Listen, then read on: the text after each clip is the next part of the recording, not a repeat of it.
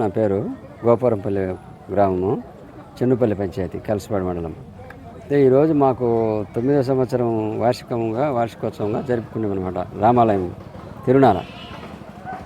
దాని సందర్భంగా మేము అయ్యగారి ఉదయం నుండి మధ్యాహ్నం 2 గంటల వరకు పూజా కార్యక్రమాలు జరిగినాయి.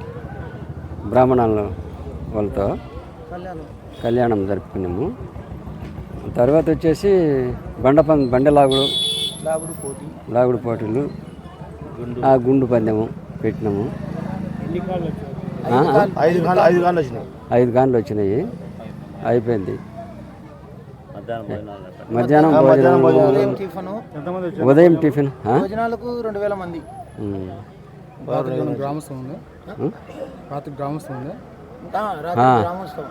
గ్రామోత్సవం రాత్రికి. దేవుని ఊరేగింపు ఉంది రాత్రి. ఎక్స్ సర్పంచి గోపవరంపల్లె, కలసపాడు మండలం, వైఎస్ఆర్ కడప డిస్టిక్. ఇక్కడ గోపవరంపల్లె గ్రామంలో శ్రీ అభయ రామస్వామి దేవస్థానం నందు 9వ వార్షిక ఉత్సవం జరిగినది. శుక్రవారము శనివారము 2 రోజులు వార్షిక ఉత్సవం జరిగింది అయ్యగారితో.